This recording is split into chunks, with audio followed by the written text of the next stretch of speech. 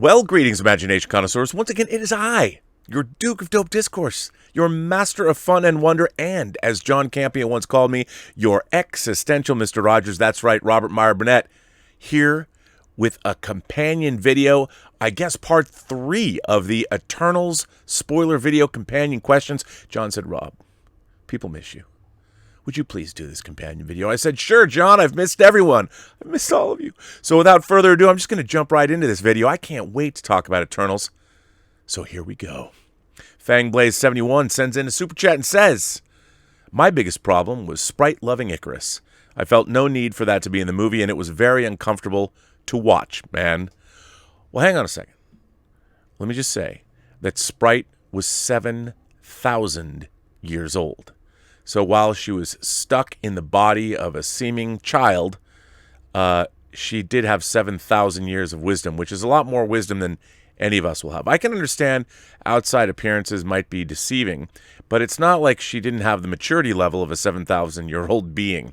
So, but I know, a little weird, but I did kind of like the fact that, you know, there's other Near Dark, if you've seen that horror film, there was a kid trapped, a vampire that was like 100 years old, trapped in the body of a kid.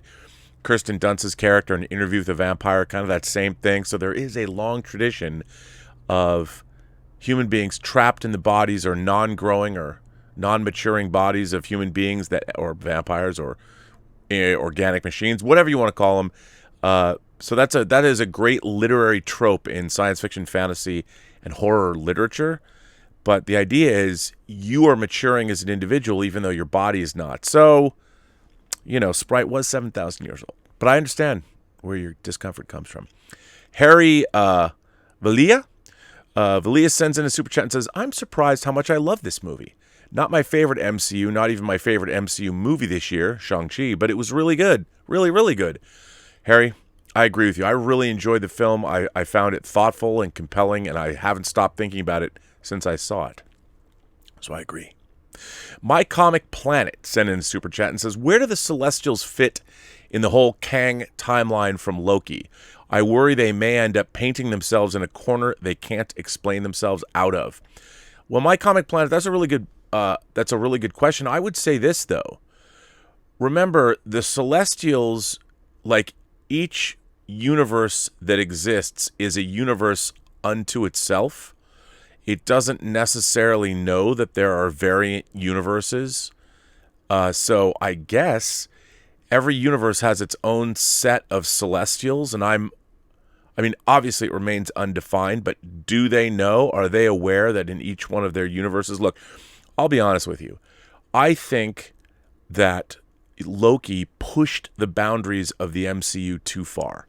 I think the Time Variance Authority, even though it's been in the comics, is it's very fantastical. I mean, this coming from me talking about, well, we've got Celestials and the Asgardians and the Frost Giants and whatever else we have there.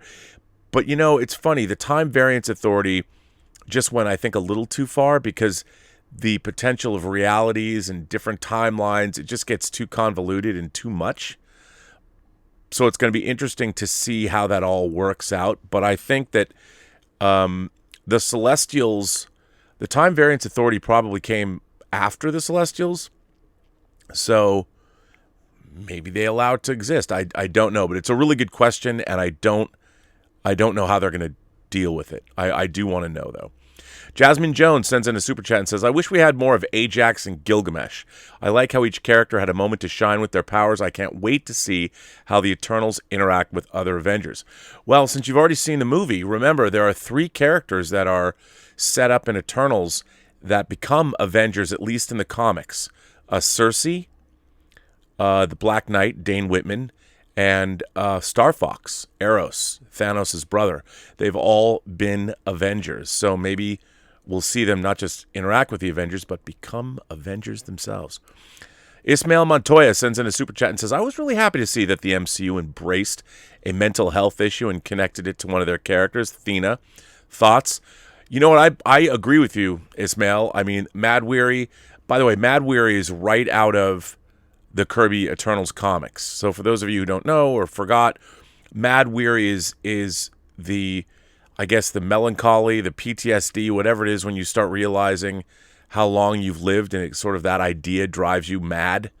All that you lose yourself in that. So I really enjoyed that, and I'm glad you're right. I mean, they dealt with that in a really interesting way, and that comes right out of the comic. Johnny Got Lost sends in a super chat and says, Hey, Mr. Campea. Did this movie explain the reason why Icarus left Circe for X amount of years? I tried to catch it on my second viewing. Maybe I missed it. Johnny Got Lost, they didn't address it directly in the film. I assumed that, in my mind, it was because Icarus, the guilt of knowing that what was going to happen. I mean, here's how I read my reading of the film was this, that over the course of 7,000 years, the Eternals came to really love and know humanity. And the only time they really addressed it directly was when Ajax was talking to Icarus and said, look, it's amazing, of all the people in the universe, humanity was able to restore the balance, restore the unsnapping. They brought back all the people. No one else in the universe did. Only humanity did. And we are special. And I think that that was kind of the point, is that the Eternals normally didn't have such affection for the people that they were the stewards of. And I think all of the Eternals were definitely affected by their time on Earth. And I think that, in my mind, I read it as Icarus was guilt-ridden. Like he knew Circe, how much Circe cared about these people and us. And I think he had to leave. He had to get the heck out of there. At least that's how I read it. Chronophobia sends in a very nice super chat. Thank you, Chronophobia. I really enjoyed the subversion of Icarus and Druig's roles being switched. Sprite's arc throughout the film was very touching as well. My main question now is, when will Arishem come back to judge? Eternals 2, Avengers 5? Good question. I don't know, but that's a big deal. The judgment of Earth is now a big deal because we're on the Celestials' radar. The Celestials are like, whatever, you guys were all just energy fodder, so Tiamat could be born. But not anymore. So it's going to be interesting to see how that happens. And if you've read the Earth X miniseries, they bring in the idea that Galactus, the devourer of worlds, only devours worlds that have developing Celestials in them. So it's going to be interesting to see how all of that plays out. I don't know how it's going to play out, but it's going to be interesting to see if it plays out. Shuva Raman sends in a super chat and says, Eternals was the best MCU movie this year. I feel like Marvel movies are always consistently pretty good, but never earth-shattering. Yeah, I don't know if they're supposed to be earth-shattering. You know, I think that I really thought Infinity War and Endgame were pretty amazing, pretty astonishing.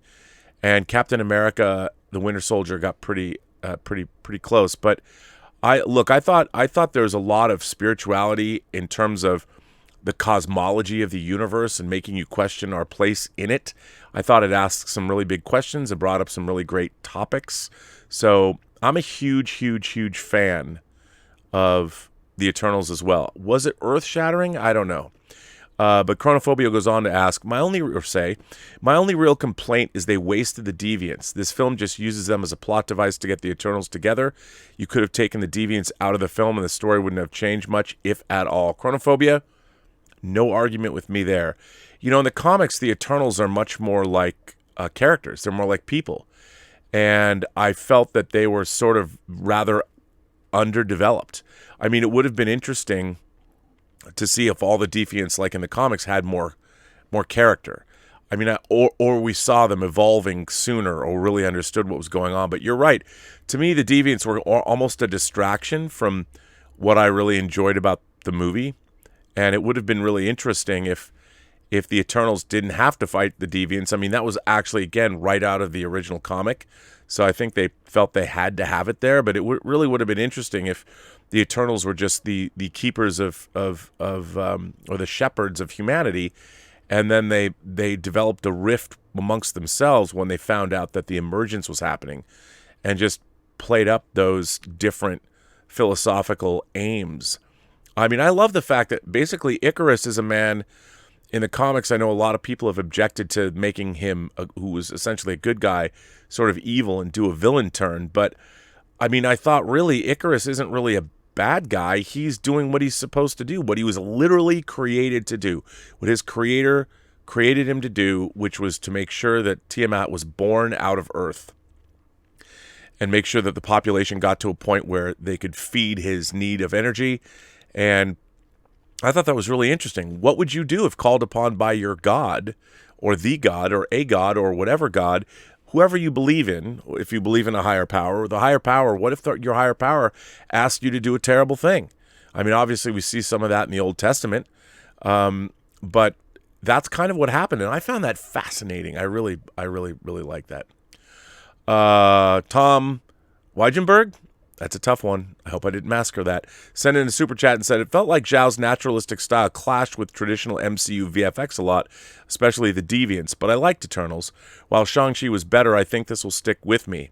Go Thena.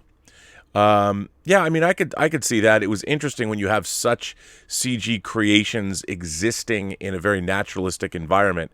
I feel you. I totally feel you. But I really liked it. And I think that, Shang-Chi was better in a different sort of a way. But I agree with you. Tom goes on to say, would go see this in IMAX just to have Arishem stare at me. The shot as he appeared over London. Wow, not just London, but the whole planet. I've wondered, I've said this before. I'm like, okay, now that humanity, you have a celestial emerging out of the ocean, and everyone's seen one in the sky, how does mankind deal with that now?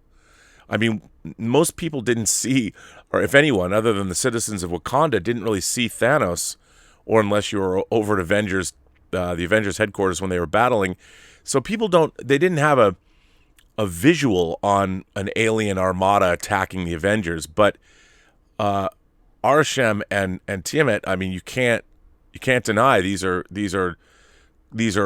world-changing images that everybody has to deal with.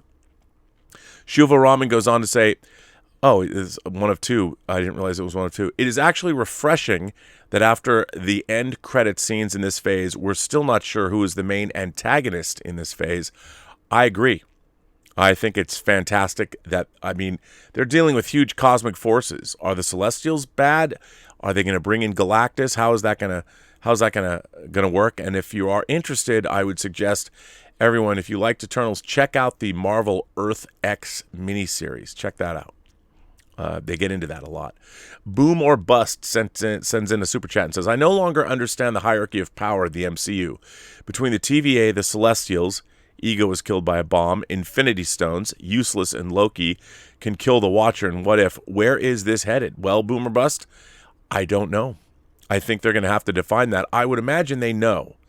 And they're going to bring all this cosmology to the fore.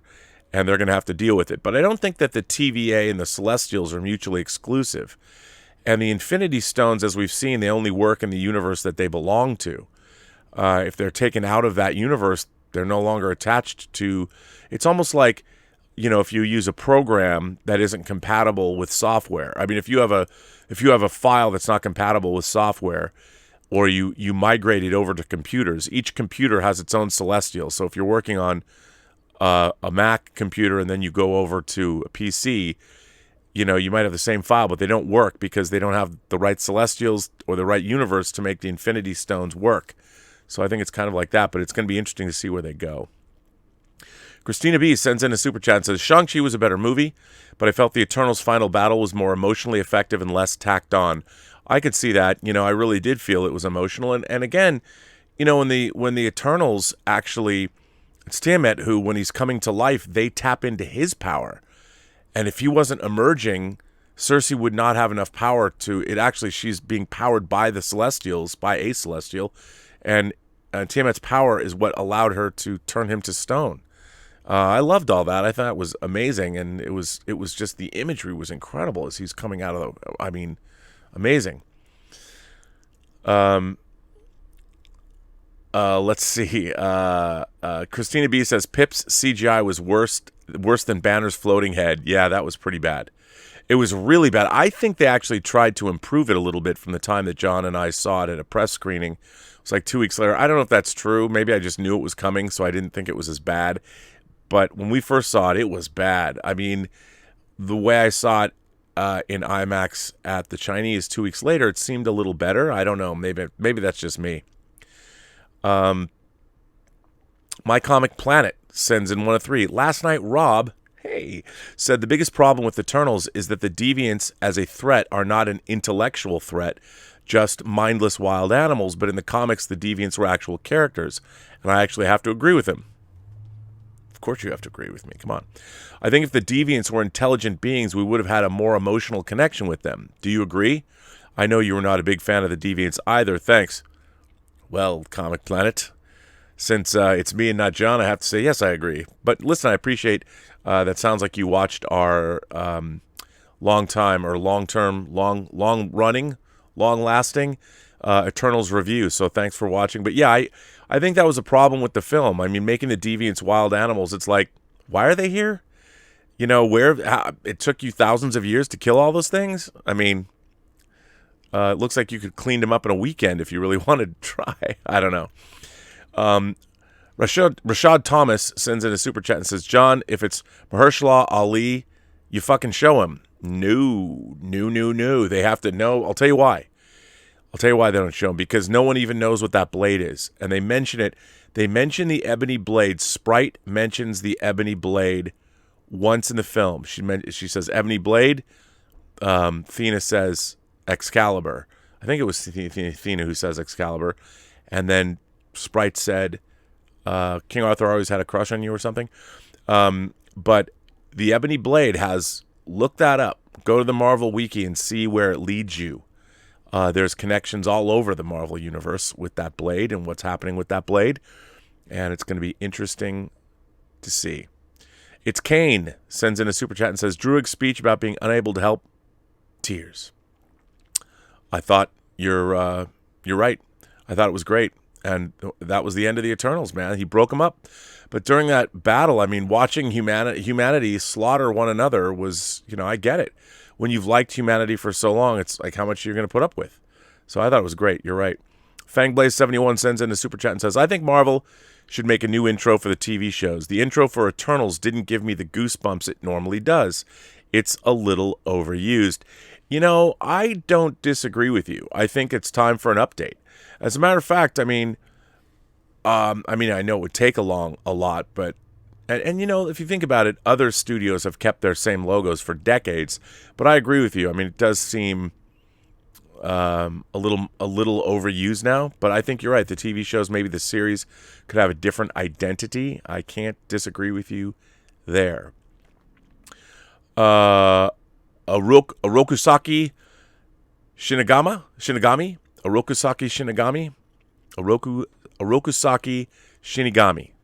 I think. Sent in a super chat and says, I thought you were going to dress up as an Eternal character for the spoiler review, John. I didn't know I was supposed to, but I would totally dress up. I'd rock Kingo's outfit if I could do it. I mean, I love the colors of that. Kingo's outfit was cool. You know what? I'm a huge fan of those costumes. I love them. If you look them up close online and you actually look at the different details and different kinds of fabrics they use, it's pretty cool. I'm a fan. Boomer Bust sends in a super chat and says, Eternals intros parallels that may take too much connecting. I see what you're saying. Eternals introduces parallels that may take too much connecting the dots. Happens in my class. Some students need more context to engage or they shut down. Could be, but I think that's part of by the way, that comes to us that's right, Boomer Bust, that's right. I think that's the thing about the Marvel Cinematic Universe is that people, they go and find out. But you're right, this really had a lot of deep cuts. But I think they're going to develop it over the next couple of years, so we'll see where it goes. JJav Dav sends in a super chat and says, loved all the characters except Sprite, to be honest. Ajax seemed like the best character. I'm sad she had so little screen time. Thena, Gilgamesh, and Kingo are my top 3. Loved all those characters. They were great and a lot of fun. Although I have to say I really do like Icarus too. But to me, I'm a Gemma Chan fan all the way, so Cersei. Ooh, my. Toshi Victor sends in a super chat and says, what the heck was that first post-credit scene? Oh, well, that was the introduction of Thanos' brother Eros, or Star Fox, who becomes an Avenger. So, yep, there you go. Alex Burgos sends in a super chat and says, it seemed kind of weak to leave Kingo out of the last battle. It seemed like a screenwriter was just like, yeah, too many characters here at the end. Could be. I mean, maybe you're right about that. I don't know. I mean, he should have been there, but maybe you're right, though. Maybe they had just too many characters at the end. But I know that he took off, right? So King Eminem, following that up, says, I was waiting for Kumail Nanjiani's character to come back for the final fight and was surprised when he didn't return. I liked that they all had different powers. Yeah, I did too. I thought that was great. That's kind of like right out of Jack Kirby. So I thought that was definitely very, very cool. The captain sends in a super chat and says, what if the Celestials enslaved the Eternals and lied to Cersei about being synthetics? Why make any deaf a child or give them free will? Well, I think that in my mind, in my cosmology, in Rob's cosmology of the MCU and the Eternals, I would imagine that when the Eternals are remade for their new missions, I mean, Ajak talked about doing this for millions of years. I believe that the Celestials would pattern the characters, the Eternals would be representative of the entire dominant race on a planet. That's why people looked the way they looked. Everyone looked sort of different. There were people that did, in fact, have physical disabilities. And that's probably, in my mind, that's what I was thinking. That they were a representative sampling of all of humanity. At least that's kind of the way that's why I had that. And they had to have free will because they needed to understand man. JJav Dav sends in a super chat and says, although I love the movie, I felt it could have been better as a Disney Plus show. Makari was my favorite character. She has the best Speedster VFX I've seen. I agree. I loved the VFX they did for her. It was really, really good. I really enjoyed them. And it could have been a series, but it probably would have been too expensive. Although I don't know. I mean, I think the themes in the movie, they wanted to give it that classic film feel, and I'm happy they did. Roger 5171 sends in a super chat and says, Thena seemed to be cured by the end. Was it the Unimind that cured her? Maybe it helped her. I don't know if Mad Weary is completely gone from her or it's manageable. But we shall see. Hopefully we'll see. It does say at the end, Eternals will return. So we shall see. But she did seem better. And I would imagine the Unimind and the power of the Celestial running through her might have absolutely cured her of her Mad Weary. Wade O'Neill sends in a super chat and says, I enjoyed the film. Retroactively, it makes more sense for Thanos to wipe out half of the population instead of doubling the resources if it delays Celestials from emerging. Maybe that was part of his plan, too. In doing so, he was stopping the emergence. There's some questions that I want answered there. Pretty interesting. Sully says, Netflix question. Shouldn't they renew shows and care about how many people are watching? Because if people cancel once they know their show is canceled. Well, I think the thing about Netflix is there's so much there and they're adding so many new shows that they don't think people are going to cancel over one show. There's just so much there to offer. And I think that's what they're going for. And they're adding more and more stuff like literally every day. So it's pretty amazing. Mad1306 says, Makari is the best speedster in live action. I tend to agree with you. I really liked the way they showed her working, especially the way she fought with super speed. I thought that was really, really cool. Alex Burgos sends in a super chat and says, I 100% agree with the guy above, with the exception of the X-Men Quicksilver. I think that the Speedster VFX was the best in any movie I've seen. Well, Alex, yeah, a lot of people feel that way. I think because it wasn't enhanced with lightning. It was more like this is what a real-world Speedster would look like. And I think that's always been a strength of the Marvel Cinematic Universe. I've always enjoyed that. Always enjoyed that.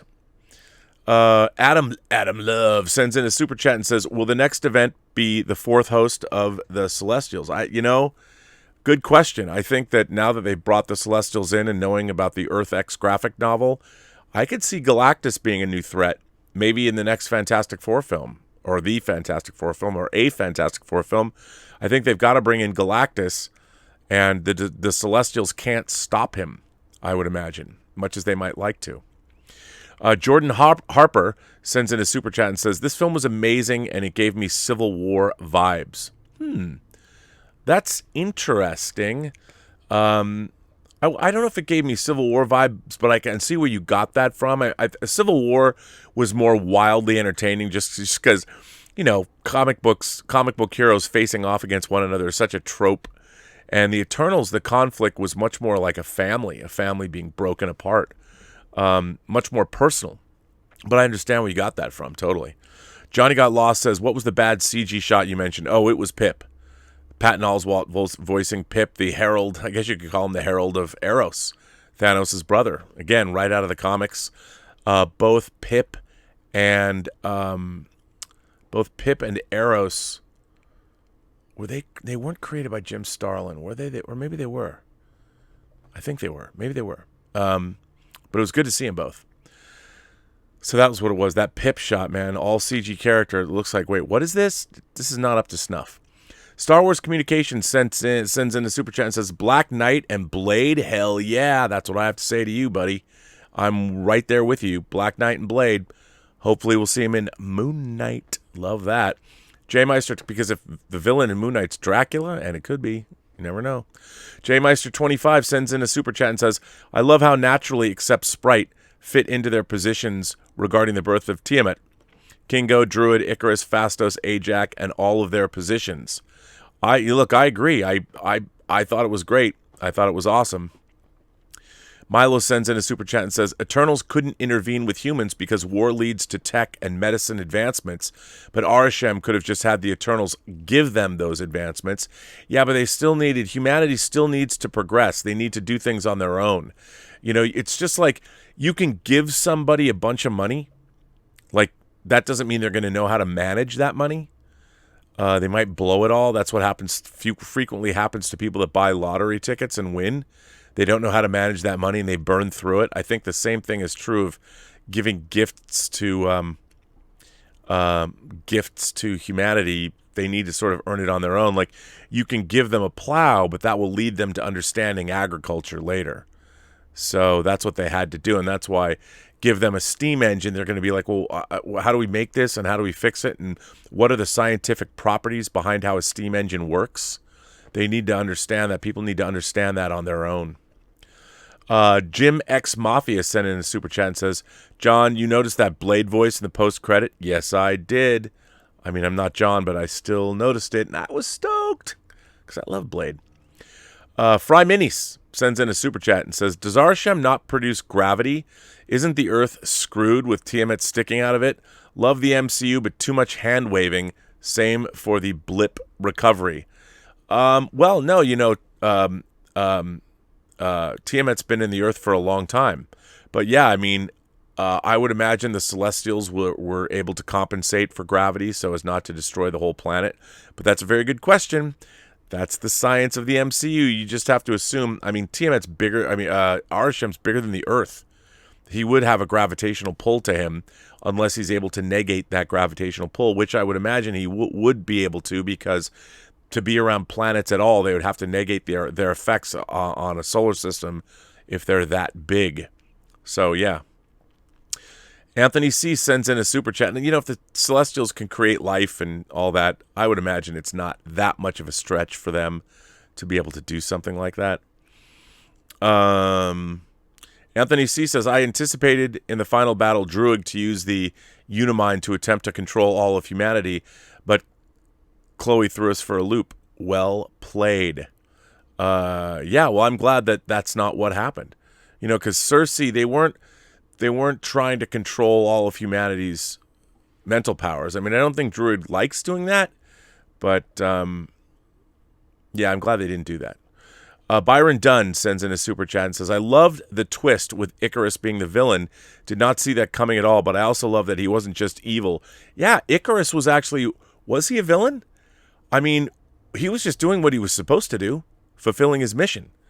He was doing what his creator wanted him to do. And so that doesn't, in a way, it makes the other Eternals they're turning away from their god, which is Arishem and the rest of the Celestials. So who's the bad person? Depends, as Obi-Wan said, a certain point of view. Wall-dropping knowledge sent $5 super chat. I liked it, but some bad editing choices. Some repeat flashbacks felt unnecessary. First time I didn't understand the post-credit scenes. Well, the post-credit scenes were all about characters we have yet to meet. The Black Knight, Star Fox, a.k.a. Eros, and then his Man Friday, Pip. We just don't know them yet. I think the point of these credit sequences were to make you go, wait, what? What's happening? So, but I could see, why that. I think that's another thing that people just don't know the Eternals. I mean, we all have a memory from growing up about the Marvel Universe. We all know who these characters are, and so we can follow along. But the Eternals are characters not many people know. So I think it was problematic, or was it problematic, or maybe just, for those who know, and that's what those teases are all about. They make you go, wait, what? What is that?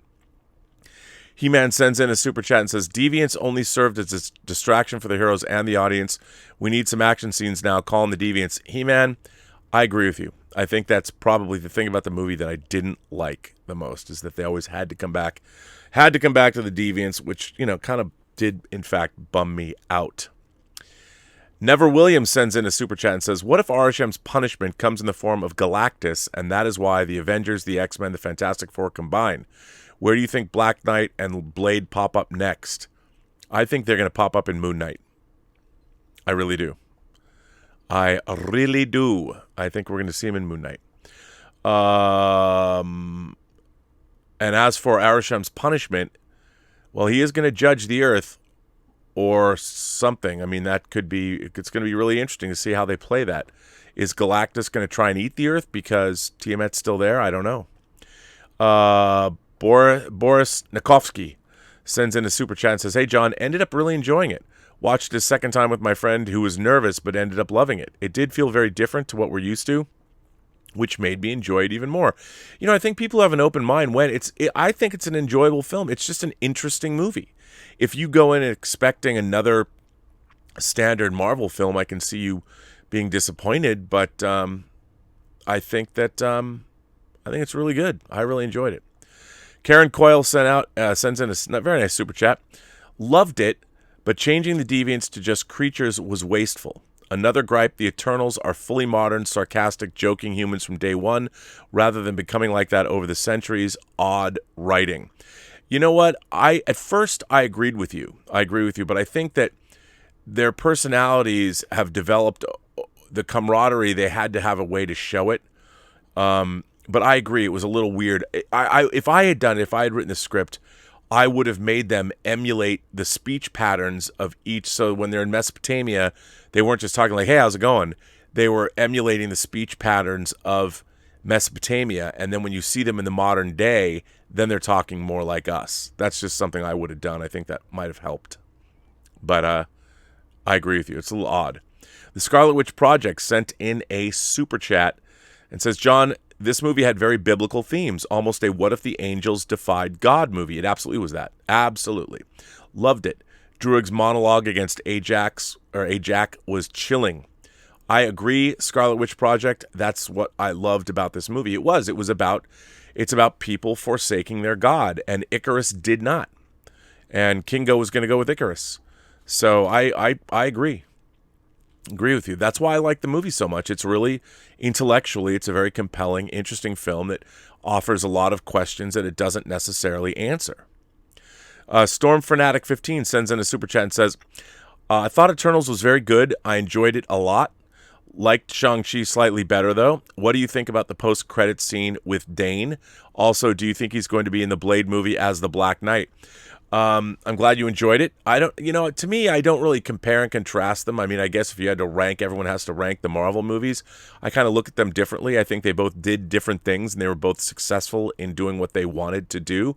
I do think Shang-Chi was more traditionally entertaining as a movie goes, but I found Eternals a movie I've seen it twice now in the last 3 weeks, and I haven't stopped thinking about it. Really enjoy it. I do think that Blade is going to be both in Moon Knight and in Blade and the Black Knight are going to be in the Moon Knight TV series and the Blade movie. I wouldn't be surprised. We'll see. Min Tran sends in a super chat and says, Asgard, Nowhere, and many other planets have much more advanced civilizations. What made Earth ready before those planets for emergence? Well, the thing is, most planets don't have celestials in them. They have to be planets that were seeded with a celestial. And like Ajax says, when the snap happens and all the characters, when Tony Stark snaps his fingers and brings back the world, it's the shock of that energy, whatever that is. When the first snap happened, everyone was taken away. But when the snap happens and everyone's brought back, it was a jolt to the system. So at least that's how I read it.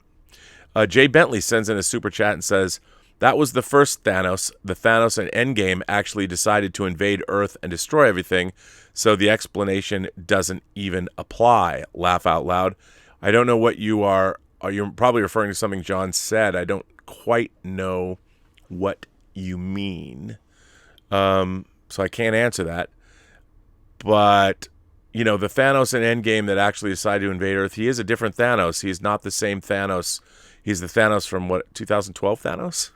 You're right, but, so I don't know what you're saying, but because I didn't hear the question, but I'm sure you could be correct. There's definitely a compelling point you're making there. Mr. Graham91 sent in a very generous super chat. Mr. Graham91, thank you for supporting the channel in that manner. Very much appreciated. Huge hypothetical. What if Thanos knew the emergence was coming and he did what he did to prevent Earth and hundreds of other planets from being destroyed because he actually cared for all life? Interesting. Therefore, Thanos is actually the dusted savior. Laugh out loud. Well, you know what? I don't think those two things necessarily are the same. Thanos probably knows that Celestials emerge from planets, or maybe there's a possibility that Thanos never witnessed an emergence. He's not that old, even though he was a natural born eternal with deviant. He has a strain of deviancy in him. He was half deviant. So, but he might not be aware of his origins as a Celestial because there wasn't an emergence in his lifetime. Maybe. Interesting. So I don't think he's the dusted savior, but it's an interesting thought. BK Dan sends in a super chat and says, Sprite should get a nomination for Best Supporting that she just may win, in my opinion. She was pretty great, although I don't know if it focused enough on her where she could score that nomination. I think there's a lot of strong performances this year, so we'll see. We shall see. Irfan Dagman sends in a super chat and says, are Richard Madden and Henry Cavill brothers from the same mother? By the way, I love the show. Well, Irfan, thank you for that. They're not. Richard Madden is Scottish. By the way, Richard Madden or Henry Cavill would be my choices to play the next James Bond. Love to see that happen. Anthony C. sends in a super chat and says, Thena was unequivocally my favorite, and Hot Toys is making a Thena figure. I remember it might be my favorite line, expected her to die because I didn't see Angelina committing to the MCU. I think her kids, I think a lot of celebrities like Angelina Jolie decide to go in, or Kate Blanchett or something decide to go into the MCU and do it because their kids want them to. I really believe that. Kids are their friends' kids. It's a motivating factor. Ahmed Helfawi? Ahmed Helfawi? Why can't I say that? Helfawi, right? Sends in a super chat. Thank you, sir. I found it really funny how Superman and Batman were mentioned in the Marvel movie. Did DC Warners have to okay that? Was that on purpose? Was that in it on purpose? You can say anything you want in a movie.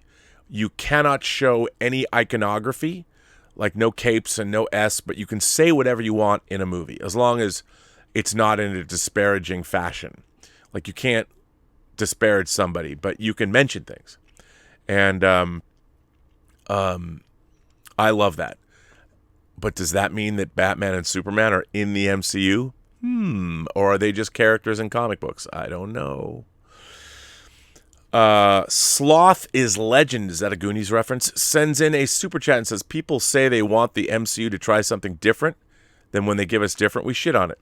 This movie is beautiful and thoughtful, in my opinion. Sloth is Legend. You and I park our shuttlecrafts in the same shuttle bay. I totally agree with you. And I think the movie was different. It was really interesting. I think it's definitely worthy of celebration. And you know what I think? I honestly think as more people see the movie, more people are going to be talking about it.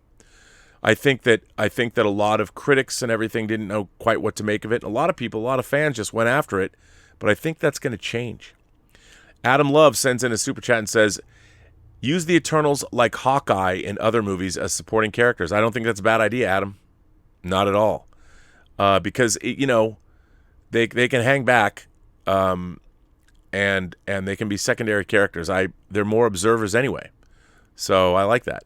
Although if the Eternals are going to break from the Celestials, they're going to have knowledge that no one else has, so it could be a very good thing for them. Jim X Mafia sends in a super chat and says, "What is your thoughts on the sex scene in the MCU, John?" Well, I know John would say, "Bring on the filthy." I thought, first of all, Richard Madden and Gemma Chan are such beautiful people. I thought it was sweet and romantic, and it was truly two people making love and finding one another. I just wish I looked like Richard Madden and was where he was, because my God, is Gemma Chan a beautiful woman. I could listen to her speak all day. I thought, look, you know what? It's time to get a little bit more mature in the MCU. We needed a little filthy, and I thought it was time. It was good. H-Man sends in a super chat and says, "King goes peace out before the finale felt odd. You'd expect him to show up later per convention, but he doesn't. Not sure that worked for me." Well, he was out, and besides, they probably left battles before. I mean, remember, Kingo was on Icarus's side. He was like, "I'm not going to stay here and fight to stop Tiamat from being born. That we're here to do a job, and I'm going to do the job." Angela Dashner sends in a super chat, a very generous super chat. Angela, thank you for that. Thank you for supporting the channel in that way. It's very nice of you. John, I love the Eternals, and I can see what you mean about it not working for some people. I really liked each one of the Eternals. All were really different, but worked together so well. Question is, where do you think the MCU goes from now on? Well, Angela, I was talking a lot about this on my own channel, on the Burnett work, on my show, Observations. The people of the Earth have now seen two Celestials, one emerging from the Earth, and when human scientists flock out to that part of the ocean and start doing research, and then everyone's realized they've seen Arishem in the skies above Earth, and he's huge. He dwarfed the Earth.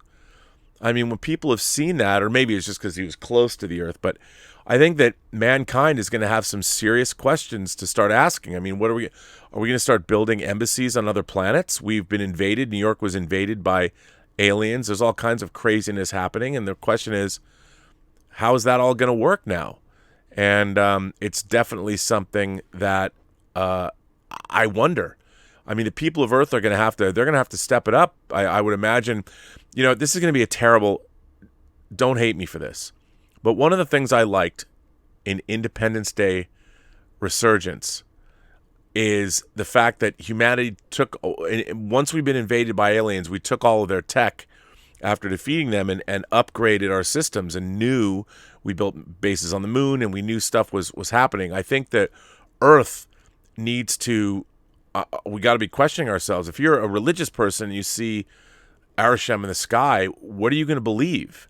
And I think there's going to be some tough questions. I think the MCU is going to have to step up. I mean, mankind just can't go walking around like nothing happened. When there's an emerging celestial, it's not like people can't look under the ocean and see like, oh my God, this thing was coming out of the center of the Earth. How long was it there? There's questions that need to be answered. And we shall see. And I think that the MCU is going to have to deal with that. And we're going to have to deal with the fact that Earth understands that they're part of a much larger thing, a much larger cosmology happening out there in the world. And what we believed about the universe and our gods and our monsters might not necessarily be true. It'll be interesting to see how they move forward. I can't wait. Michelle Espinoza sends in a super chat and says, "I loved how Zhao used Fastos. He was one of the only ones that could keep Icarus still. Also, Makari, what a boss. I love this movie so much." Michelle, I did too. I really liked the movie a lot. I was surprised just how much I liked it. It was something I was really, really looking forward to. So I'm glad I did. I'm glad I liked it as much as I did. Demeno5 sends in a super chat and says, "Despite critical reception, now having seen the film, do you understand why Marvel felt they had something special? I really liked it, by the way. This is far from being the worst MCU film, but critics have spoken." Yeah, I think it's really weird. I honestly think that Eternals is going to be a movie that people come back to again and again because it's so thoughtful. There's so much to think about. And it's easy to go after. There's a lot of online pundits that went after the film. But remember, that's a small part of the audience. And one of the things I've noticed is everybody's had their knives sharpened to go after Marvel. Because once you've made 23 of the most successful or the most successful franchise in Hollywood, everybody comes gunning for you. But the thing is, I think Shang-Chi, people liked it. And once people watch these movies over and over again, people are going to fall in love with them. They're going to watch them. And I feel that way about Black Widow, too. I mean, Black Widow's not perfect, but the first hour of the movie and the whole family element, if you think about it, Marvel is concentrated on families. WandaVision is about Wanda's loss of her own family, her brother, Vision. Falcon Winter Soldier, a familial element there. Absolutely. Of course, Shang-Chi, families, and Eternals. There is a huge, and Hawkeye, getting back to your family, I think a lot of people are missing the point that these Phase 4 films are all about family.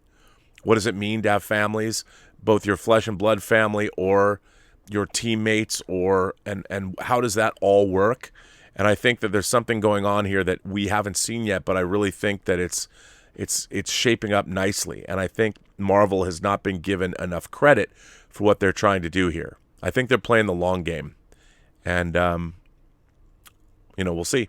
Michael Bradley sends in a super chat and says, "Hello, John. I loved Eternals, and I've never had not one but two jump scares in an MCU movie." Yeah, I agree with you. That's I like that. And I like jump scares, and I'm hoping with Blade we'll get more.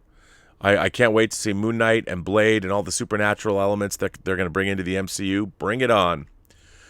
Dragon 10 sends in a super chat and says, "Hey, John, long time no speak. This is 100% the most ambitious Marvel film yet. Took me a while to get into it, but I found it okay in the end. Found some of the dialogue clunky, but the visuals were great." Well, Dragon 10, I agree with you. It's a different kind of a film. It's trying to do more unique and unusual things, and I really got to give the film mad props for that.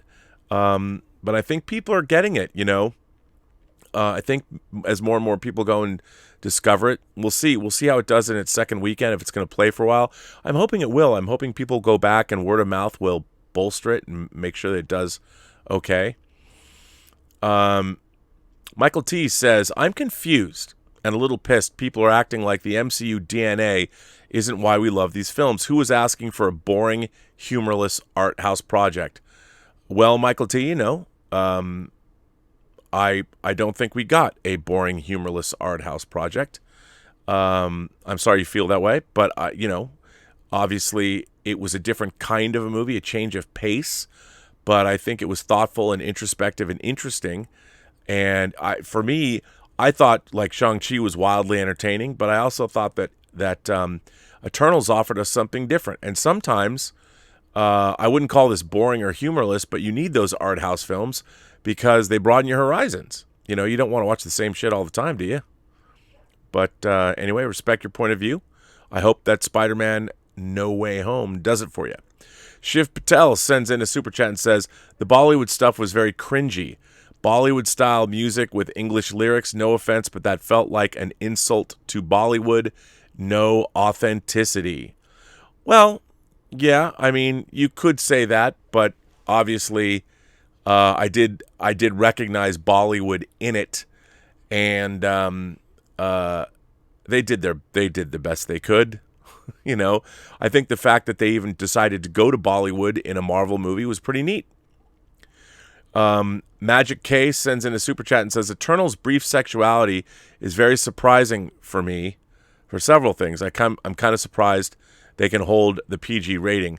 Well, Magic K, it was a very tame sex scene, after all. Very, very tame. And I thought it was very tasteful.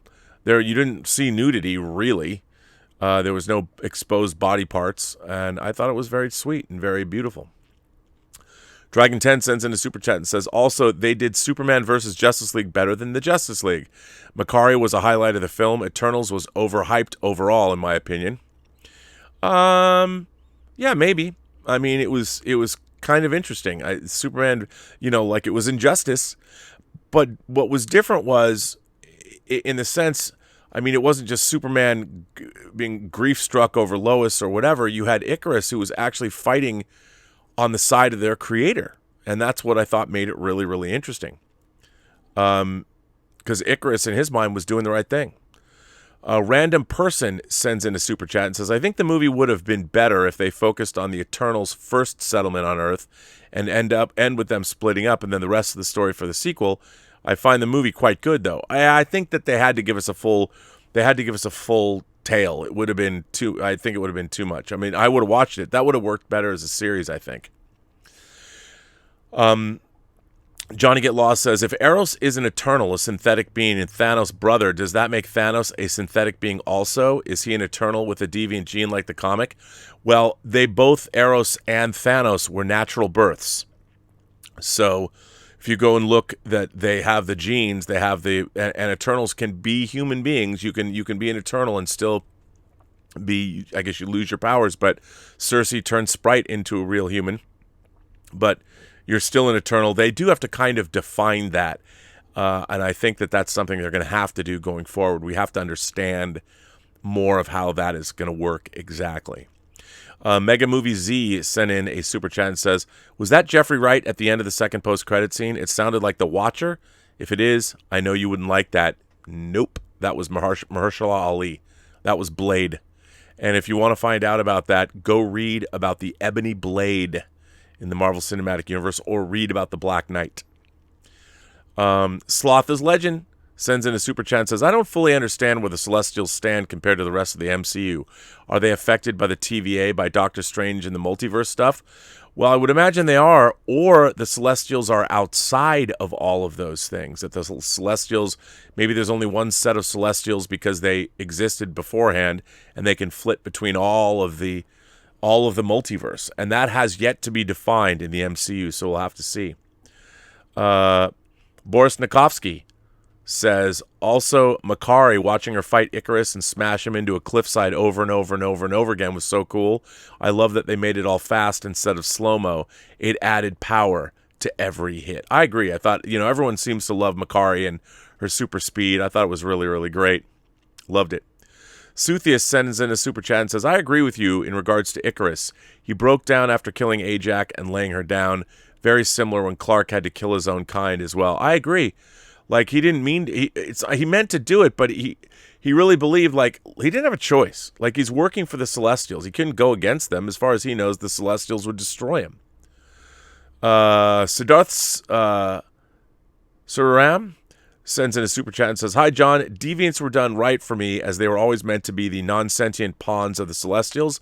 I would imagine Eternals to be Westworld-like semi-living things. Therefore, deviants could change after consuming them. Yeah, I mean, that's exactly right. But they did have sort of a life essence. They weren't totally synthetic, I don't think. After all, the Celestials do create life. So, I mean, they didn't get totally into that. I mean, I think they should have gotten more into that than they did. Unfortunately, they didn't, but they should. We shall see what's going to happen. I don't know, but I look forward to finding out. Sloth is Legend sends in a super chat and says, it's crazy to me that Thor 2 is rated higher than Eternals. I'm sorry, but I think Thor 2 is steaming garbage. At least this movie tries. I think Thor 2 tried. I think it turned into a mess during production. Alan Taylor didn't see eye to eye with the studio, and it's kind of a patchwork of what it's supposed to be, which is kind of a bummer. But I agree. I think Eternals is up in the it's up for me in the upper echelons of Marvel films. I really loved it. Virtuoso Z sends in a super chat and says, hi, John. Thanks for hosting this glorious spoilathon.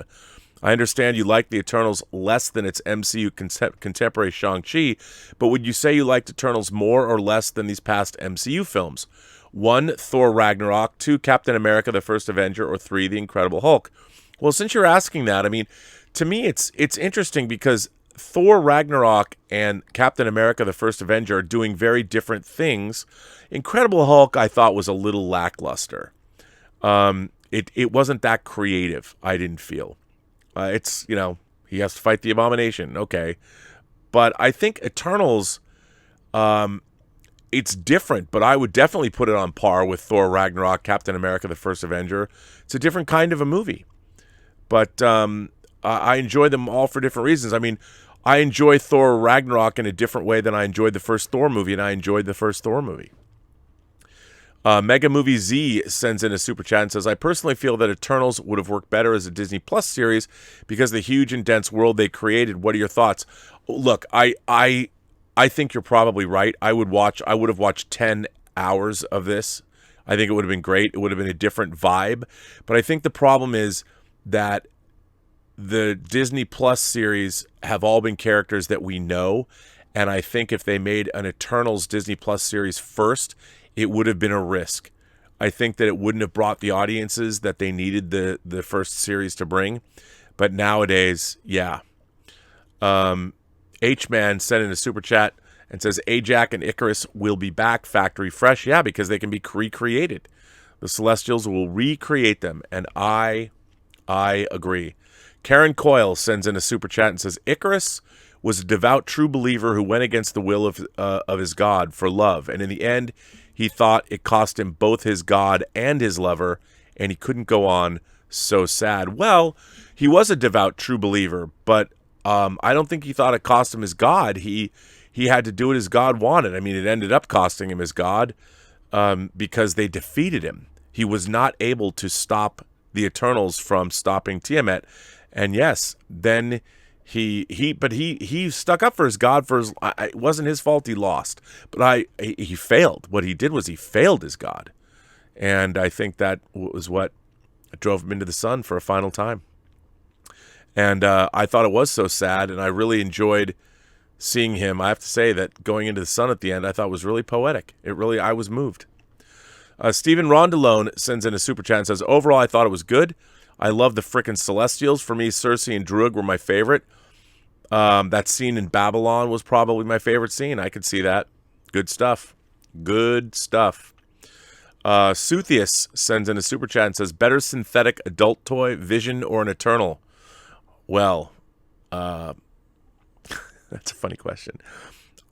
Gemma Chan, Cersei, all day, every day, and twice or 10 times on Sunday, if you know what I'm saying. Bring on the synthetic filthy. Tim Plisa, or Plesy? Is it Plesy? Duplessis? Tim Duplessis sends in a super chat and says, did anyone feel that when Phastos was creating the bracelets for the Unimind, he was creating the 10 rings from Shang-Chi? I think there's definitely a link. Certainly a link. And I think that maybe not necessarily the 10 rings because they've been around for 1,000 years, but I think that could be old Phastos, it's old Eternals technology. And that's why they hadn't seen it, because it came from the Celestials. Lunastar 1407 sends in a super chat and said, I enjoyed it. I've always been fascinated by stories about immortals and their viewpoints of human history. It's a lot like the series Highlander. I agree, there's a lot of Highlander in there. And I really did, in fact, I really liked it for that reason. So, no, absolutely. Absolutely. Good stuff. Siddharth Suram sends in a super chat and says, Arsham cooked up flawed batch of deviants like car makers releasing a batch of faulty cars. In this case, Arsham was irreverent party because he knew Eternals could deal with them and their powers. That could very well be. I wouldn't say no to that. The only problem is, like, if you go back to the original comics, like, the deviants were, they were characters as much as anything. And Kor was a crow. When we saw him talking, and that was how the deviants always were, by the way he was at the end of the movie. And you'd think, like, after, I mean, this has been going on for 7,000 years. So, yeah, anyway. I don't know. I was disappointed by the deviants, I ultimately have to say. Matthew Gomez sends in a super chat and says, this movie was like a high-budget B-movie. Cersei and Icarus and her boyfriend had no chemistry and gave overall terrible performances. Well, I disagree with that, but, if that's what you feel about it, you're not wrong. But I maybe it's because I was so captivated by Gemma Chan's limitless beauty, and I just love listening to her voice. So, RG288 2088 sends in a super chat and says, I'm sad that this movie will be known as the lowest MCU rated movie. In my opinion, it does not deserve to be at all. To my surprise, I love the movie. It was a full meal of good characters and lore. I agree. I felt that way about the movie RG2088. You and I park our shuttlecrafts in the same shuttle bay. I just found it really interesting. I thought it was really interesting, you know. JMeister25 sends in a super chat and says, I feel they're both right element was better presented and developed in Eternals than it was in Civil War. Icarus and Druig were both right and wrong, whereas Cap was clearly right and Tony wasn't. Yeah, I mean, like we talked about, was said earlier, I saw Icarus as a fundamentalist. You know, he was standing behind his God, literally his creator. You know, and he was, even though the creators lied to them, he didn't know that. Anthony C sends in a super chat and says, "You're telling me Tony, Banner, and Shuri never detected a giant creature being forged in the core with a thermal or biometric scan of the planet?" Yes. We don't even know what's in the center of our planet right now. We have no way of scanning that deep. We don't have that kind of equipment, and there was no reason. Why would anybody look? You know, there's no reason to believe that there would have been a celestial in the middle of the planet, so, you know, I don't see that anybody would look for it, and even if they did, they probably wouldn't know what it was. Siddharth Saram goes on to say, Celestials not interfering with Thanos stands out like a zebra. We have to assume Kevin Feige will address this in Eternals 2 via Star Fox. Probably. But remember, not everyone knows everything about the Celestials. I mean, they know some things about them, but it's a big universe. So it doesn't surprise me that the Celestials were not stopping Thanos from doing something. Sloth is Legend sent in a super chat and says, pathetic that people get upset over gay heroes. Yeah, I've never really understood that. You know, the thing about our LGBTQ brothers and sisters and non-binary folks is that they've been here forever. This is not something new. It's not part of the modern age. People like this have existed on the planet since time immemorial. So there's just not that many of them, comparatively speaking, but they've been here forever. Stephen Rondalone sends in a super chat and says, so that frickin' ending has me so pumped for the future of the MCU. The way that Arishem towered over Earth was awesome. I agree, dude. I loved that, and I'm like, what are they going to do now? I still can't get over the fact that, like, if you've seen that, I would imagine most of the Earth did, or at least one side of the Earth did, then what do you do? Like, how do you go to work the next day knowing somebody like, or some entity like Arishem exists? I mean, we have the world's fundamentalist religions, not fundamentalists, but the fundamentalists of our world's religions. But if you think about whether you're talking about Hinduism, Buddhism, or Christianity, or Islam, or Judaism, or all the other myriad religions we don't have any evidence that anyone's really there. When you pray to somebody, can they really hear you? But when you see a celestial in the in the sky like that, that's pretty godlike. So then what? What do you think about? Like, if you're a devoutly religious person that, say, walks with the Lord, what do you do when you look up in the sky and see that? And he's red. Do all the doomsday cults say it's the end of the world? I mean, it was pretty amazing. The way Arishem towered over Earth was so awesome. I will return, and the people of Earth will be judged. Dang, man. Well, Stephen Rondalone, you and me, again, park our shuttlecrafts in the same shuttle bay because, my God, I was thinking the same thing. What do you do now? Joel sent in a super chat and says, I really hope they make a hot toy of the deviant being turned into a tree. Well, you know, the problem with that is it's not much with articulation or accessories. But they'd be kind of cool. Stephen Rondalone sends another super chat and says, also, where the hell did Arishem take Cersei and company? Ooh, I don't know, but you know who knows? Eros. It'll be interesting. The World Forge, I guess. Let's see. Ethan Holgate. This is 9 out of 10. 9. I was like, are you 10 super chats? No. Ethan Holgate says, 9 out of 10 for me, John. Amazing science fiction storytelling. Loved all the characters. By the CGI, just loved as much as Dune and Shang-Chi. Such an epic film. Look, I agree. I mean, if you think about some of the fantasy between Shang-Chi, Dune, and Eternals. I mean, three very different visions of fantasy sci-fi concepts, but pretty great. You know, I have to say, I mean, this is big ideas, big filmmaking, lots of fun. What's not to love? E-Read 2009 sends in a super chat and says, "Hey John, I loved Eternals. I love the mythology, the character storylines, and seeing actual superpowered abilities, not just science technology-based abilities. Makes me even more excited for the mutants." Man, me too, dude. I was thinking, wow, you know, bring on the X-Men. Although I do think between Loki and Eternals, the boundaries of the Marvel Cinematic Universe are stretched a bit thin. I think they need to bring back some reality, if that's such a thing. Because everyone's asking the right questions in this chat. What about the Celestials as opposed to the Loki and the Time Variance Authority and the coming of Kang? How does that work? Max Cohen said, "I thought the Deviants would play a bigger role with their ultimate plan to deviantize the waking Celestial to create our MCU Galactus." Oh, well. Well, Max, we got a different version of that, but still, I thought pretty interesting stuff. Pretty heady stuff, you know. You don't know quite where it's going, but it's pretty neat. Siddharth Suram sends in another super chat and says, "Hi, John. Watch Eternals in IMAX. Me too. Top 7 MCU, in my opinion. Visually rad. Love the action sequences. Icarus and Makari were stunning. My screening had subs, so all the characters' motivation made sense, including the Deviants. 8 out of 10. Siddharth, I would agree with you. You know, I loved it. I thought it was really, really good.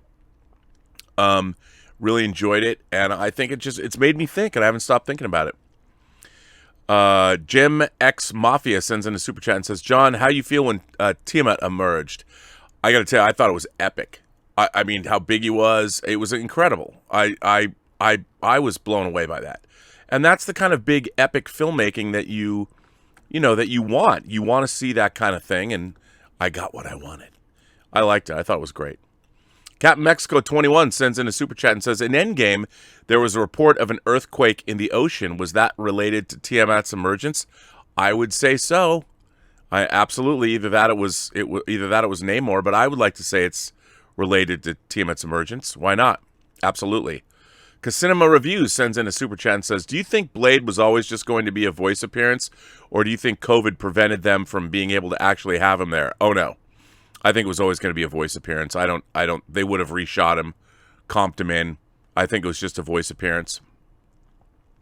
I mean, I don't think that they would want to introduce Blade at the very end of a movie like that. I think it wouldn't have been fair to Blade. I don't think. I like because no one really knows, but I mean we know. But still, I like the way they did it. Kevin King sent in a super chat and said, "John, I don't think the Deviants or Icarus were the villains. I think the emergence itself was the villain or the big issue they had to deal with." I would agree, because both the Deviants and the Eternals are being played. It's the Celestials that are and their manipulations that are the bad guys, I think.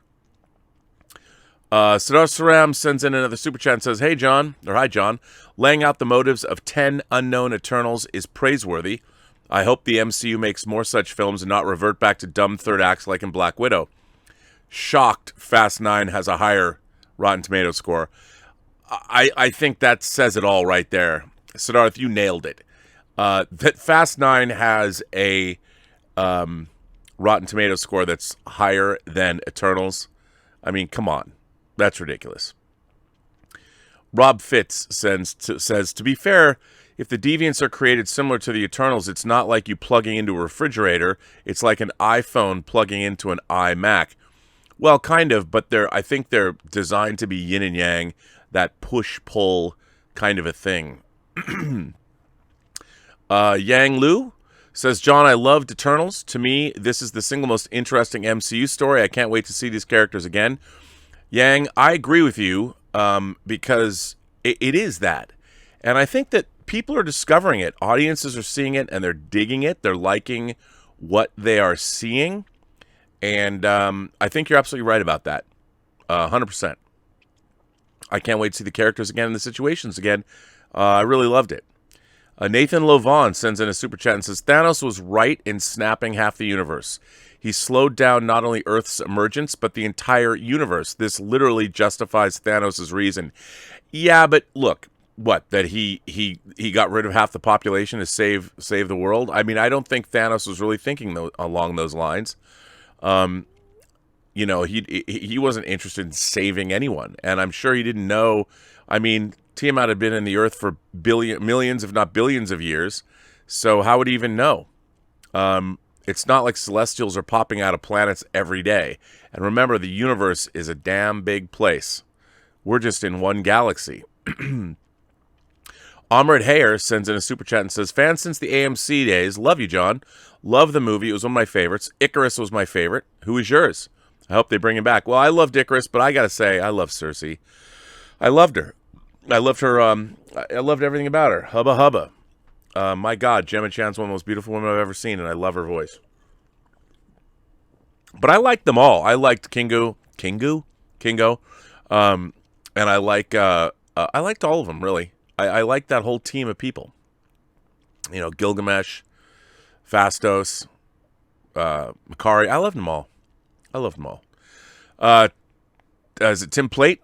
Tim Plate said, I loved how epic Arishem looked, especially in IMAX, me too, and came across in general throughout the movie. I am now more excited than ever for Galactus. Tim, once again, I gotta tell everyone, if you want to really get some insight into the Celestials and what might happen if Galactus shows up, please read the Earth X miniseries. I believe it's collected into omnibus form.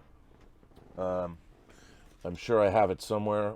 I have multiple versions of it. I was going to grab it, but I can't get it. But I, too, am more excited for Galactus. Siddharth Suram says, hi, John. My theory of Icarus's motives is different. He had been in love with Cersei for 500 years, therefore seen the best of, actually 5,000. 500 years, and therefore seen the best of life. Now he is lonely, bored, and bitter.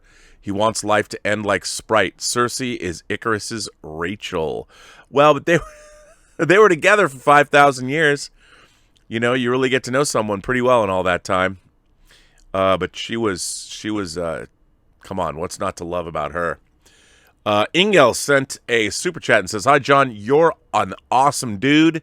Love the movie. It would have been interesting to see Icarus trying to heal his relationships and try and move forward. I would like to have seen that too, but I think he felt he couldn't. And a Celestial died. One of his gods died on his watch. And I think that he just couldn't handle it. I understand where he's coming from. Alex Yu sent in a super chat and says, hey, John, does this mean Thanos is also cybernetic or created by the Celestials? Can Eternals reproduce, and are Eros and Thanos still sons of Alars? Well, as you know, because you know who Alars is, Thanos is a natural-born son of Alars, as is Eros. So he has a deviant DNA in him. I don't want to say it's exactly like the comics, but Thanos, while he is a Titan and he is part deviant and therefore part Celestial, kind of a creation of the Celestials, he is natural born. At least he was in the comics. So I think they are still sons of Alars, because doesn't Red Skull mention Alars, and was it Endgame or Infinity? Endgame, right? Maybe. Soulcraft sent a $4.99 super chat in. Out of all the flashbacks and exposition, do you think we needed more Athena backstory to make us care for her loss of memory? Better as Disney Plus. Well, I've said to people I would watch a 4-hour version of this movie. If they did like an extended cut of this, like Lord of the Rings, I'd be all over that. All over it. I think they should, like, why not? I think that'd be great. And I think it would be better. I don't think we needed it, but I think, obviously everybody, it's funny, I feel that most of the people that are here that are asking questions have really enjoyed the film. There's been a few people that said, oh, it's boring. And I can understand that, because it's not, compared to the other normal Marvel Cinematic Universe fare, this is a very different kind of a movie. I see it as a science fiction film more so than a comic book adaptation, but for that reason, I really love it. I really love it. But I don't think it would have worked as Disney Plus because, like I said earlier, if it was a Disney Plus series, people still wouldn't know what it is. So how'd they be able to do that? I mean, people would be like, well, what is this? I mean, they'd watch it, but they wouldn't get the kind of ratings. I don't think it would drive new subscribers the way that something like WandaVision or Falcon and the Winter Soldier or Loki, or it'll be interesting to see how Hawkeye does. I'm really looking forward to Hawkeye.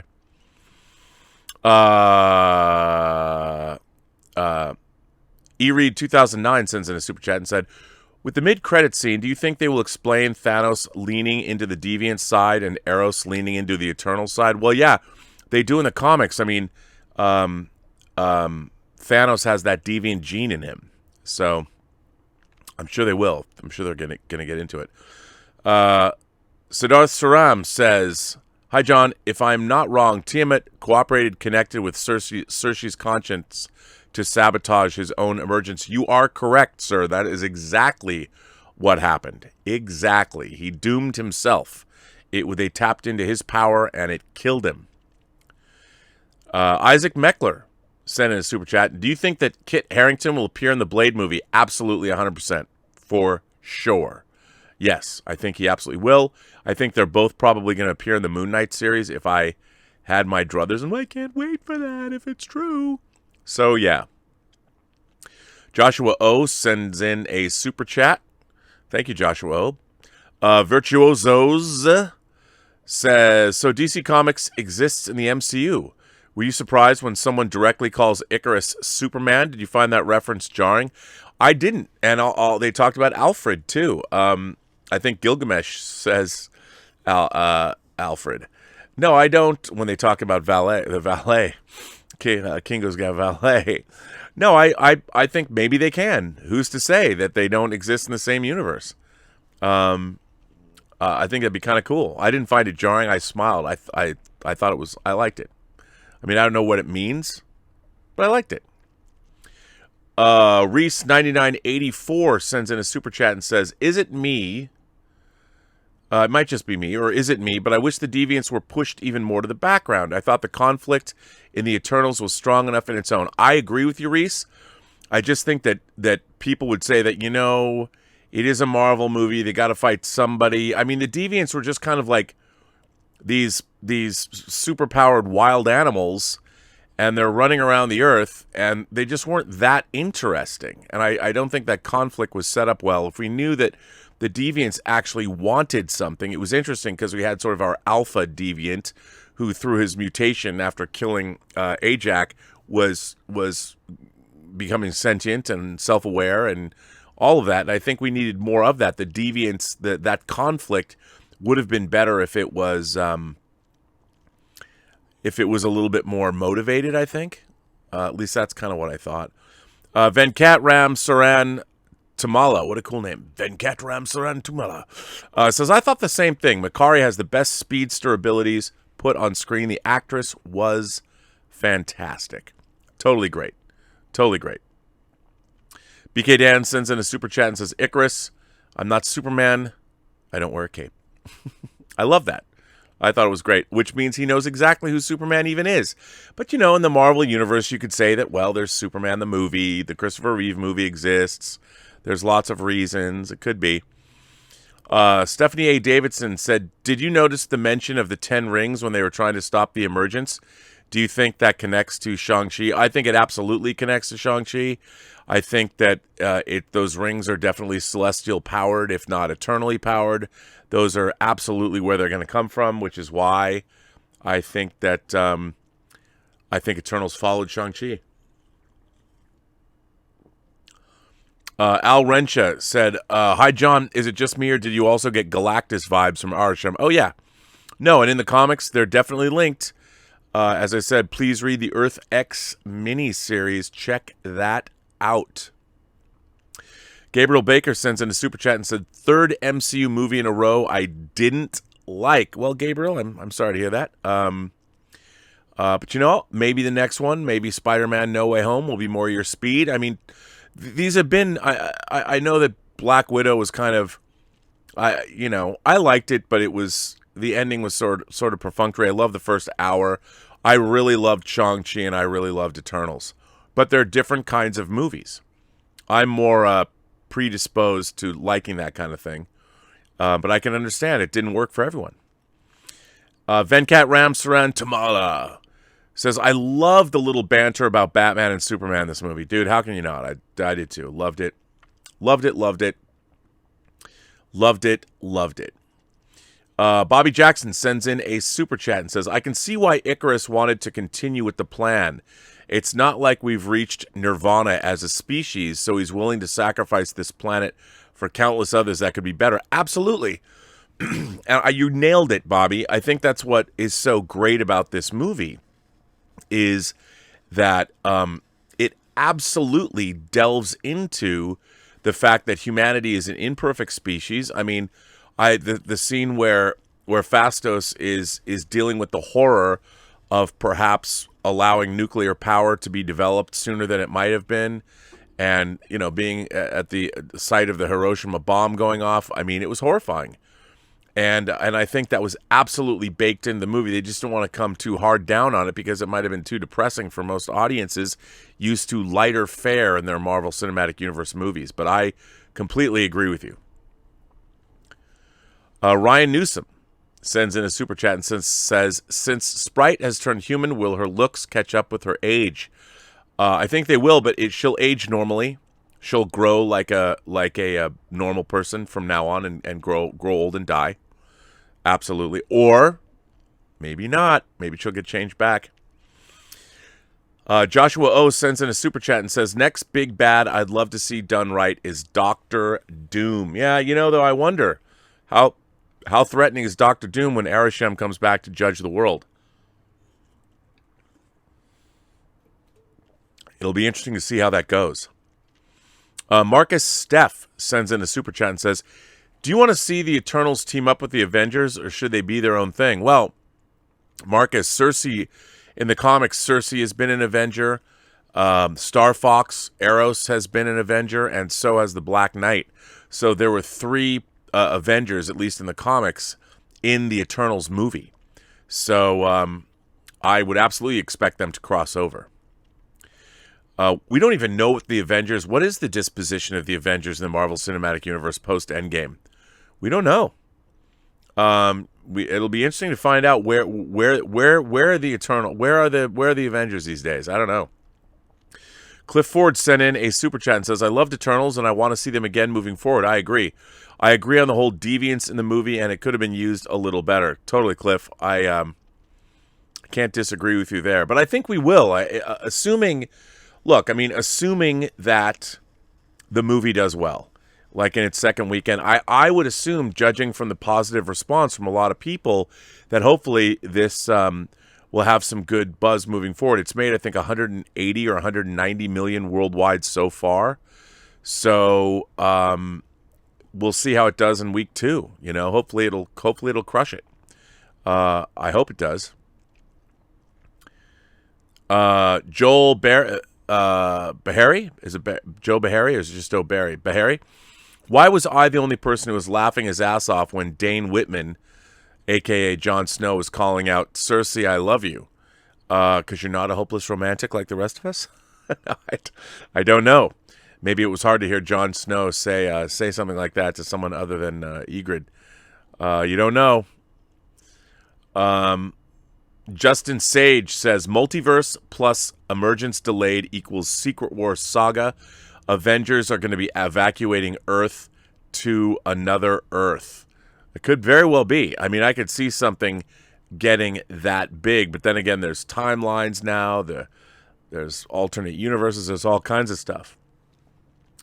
Venkat Ram Saran Tamala sends in a super chat and says, I have a gut feeling that the Eternals is going to be a storyline by itself for a while before they meet the Avengers. Well, maybe. We don't even know where the Avengers are. So, I mean, that could be true, although I don't know if it is true or not.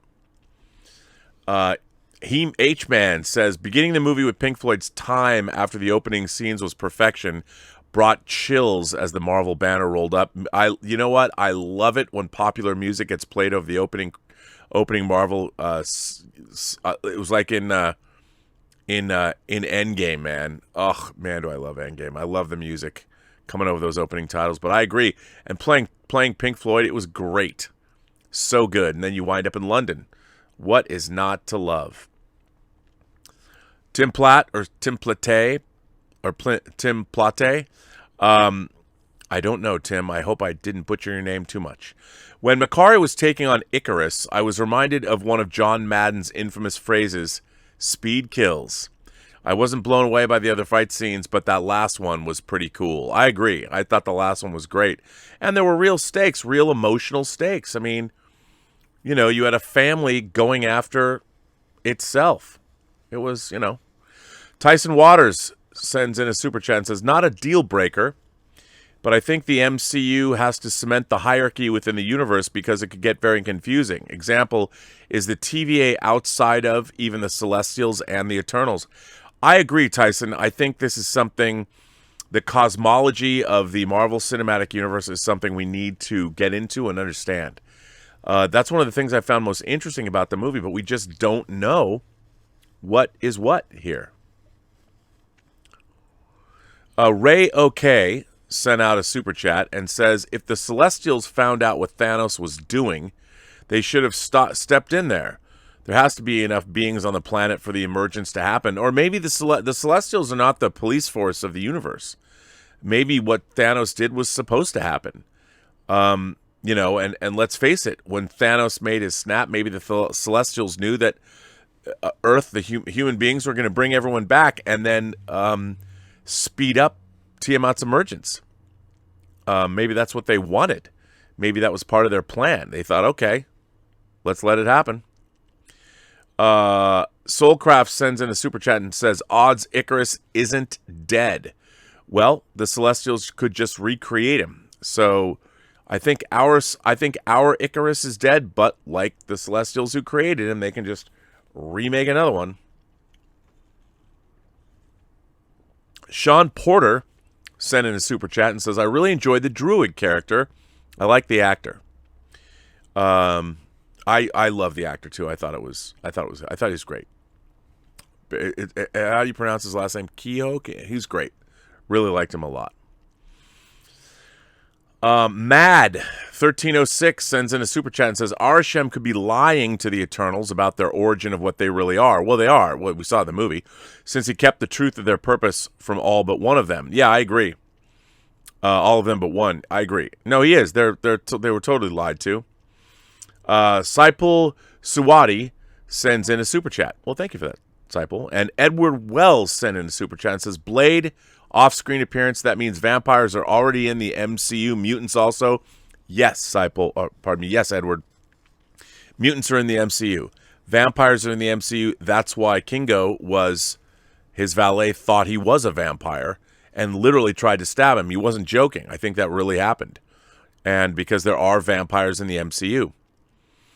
Nate Jensen sent in a super chat and says, I like how the gods in the MCU are neither good or bad, just indifferent. Yep, because why should they care? They don't have to. And I love that. I think you're absolutely right. I love that. Alex Von Gollum sent in a super chat and says, I love the Eternals. Something that made me gasp was the beautiful shot from almost outer space of Earth and the frozen Celestial. It felt so real. I agree, man. I loved all that huge, epic. I mean, that stuff was amazing. I just enjoyed seeing it. I love the scope of it. I love the feel of it. It was, I agree with you. I agree with you, Alex. That's my simple way of saying, yes, sir, I agree with you. BK Dan sends in a super chat and says, the Eternals each had different powers because they were like a well-rounded D&D party. Yeah, I mean, look, I think that they were imbued with the powers they needed to do the job they needed to do on Earth. You know, there's basically 5 of them were like the muscle, and then 5 of them were like the thinkers kind of a thing. And I think that, I like that, but I like the idea they're a well-rounded D&D. Of course they are. I love that. Dallas Designer sent in a super chat and says, do you think Faustos made the 10 rings? Yes, I do. I do. Tim Platte says, isn't Ego a Celestial also? Yep. And so is Star-Lord. He's half Celestial. If so, why is he so different from the others? Well, it gets in. There are different kinds of Celestials. And there are, I think, the Celestials might have been experimenting, making other Celestials. But you can delve into the Marvel Wiki about that. And it's I think that Ego was the result of experimentation by the Celestials. So, yeah. And there are natural-born Celestials and things like that. That's how come one Celestial was able to begat a half-Celestial in Star-Lord. Peter Quill is a half-Celestial. So there you go. Alex Von Gollum sends in a super chat and says, I'm mesmerized at how successfully Zhao was able to bring Arishem and the Celestials into a live-action movie. I find those abstract beings fascinating.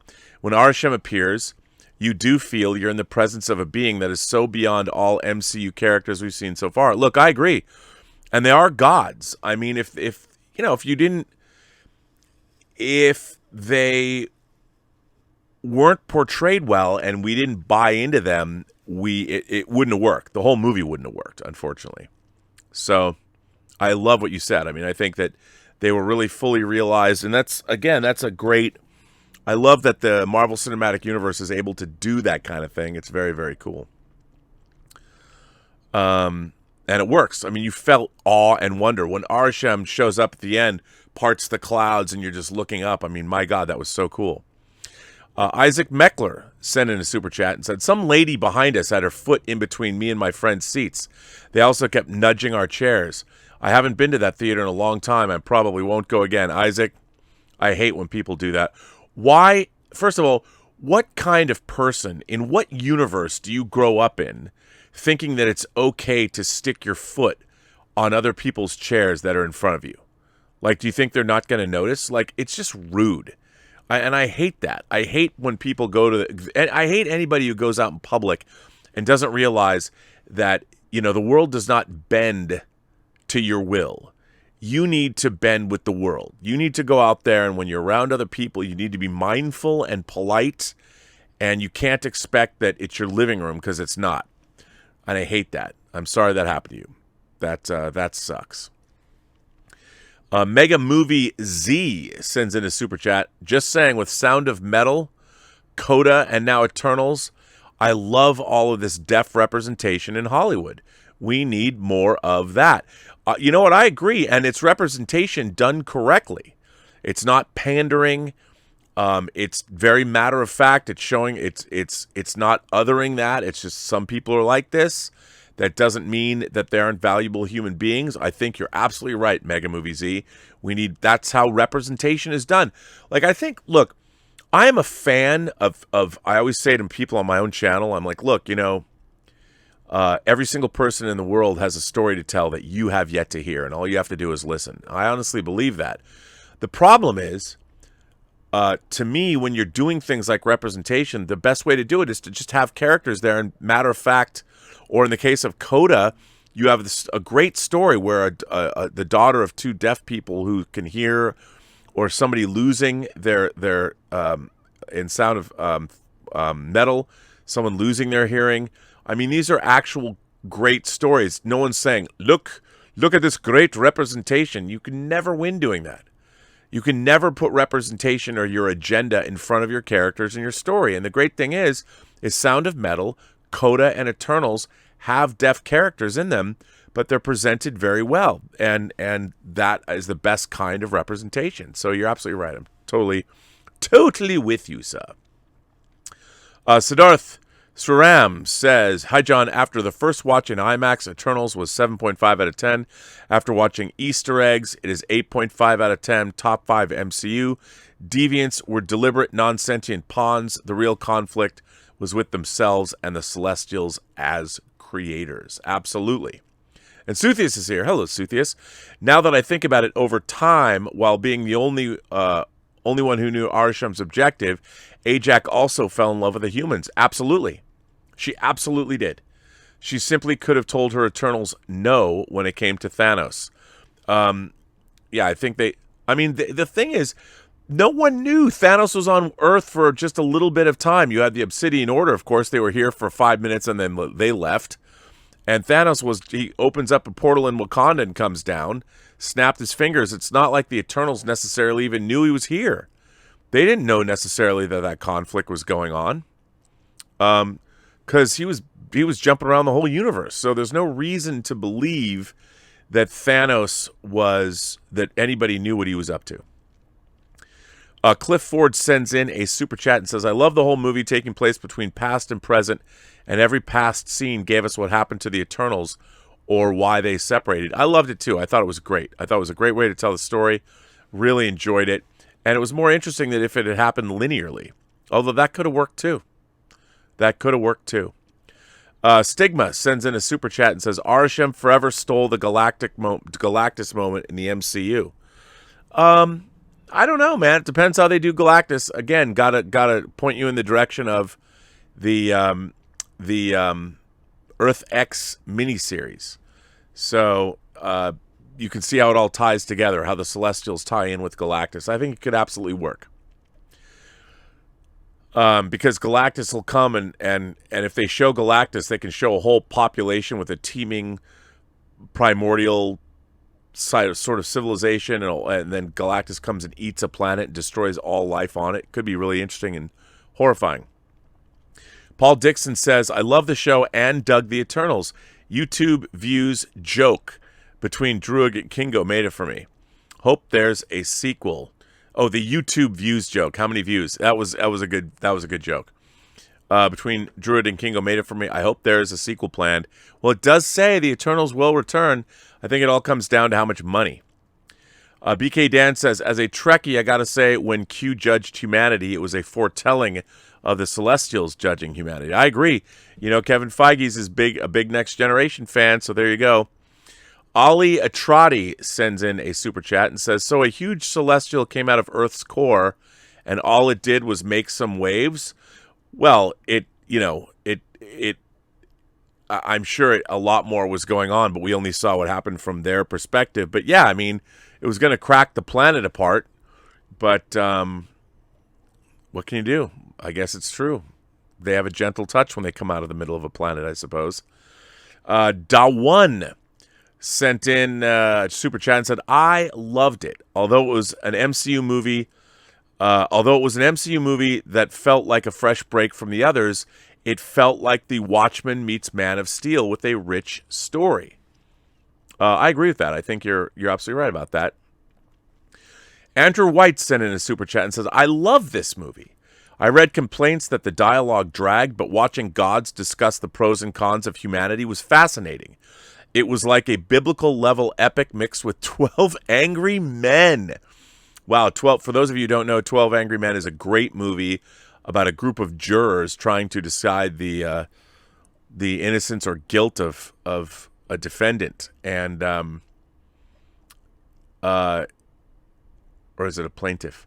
You got to see it. It's one of the great movies ever made. 12 Angry Men. Check it out. Great, Andrew. That's a great analogy. BK Dan sends in a super chat and says, I especially loved the death scene of Icarus, mythically flying too close to the sun to die. I agree. I thought it was great. I loved all of that. I thought it was terrific. And to know that it was Sprite who made up that story. Sprite was the one who made up the story of Icarus flying too close to the sun and burning his wings off. And so there was some kind of poetry in there. I thought that was great. Stanley Guinarlo?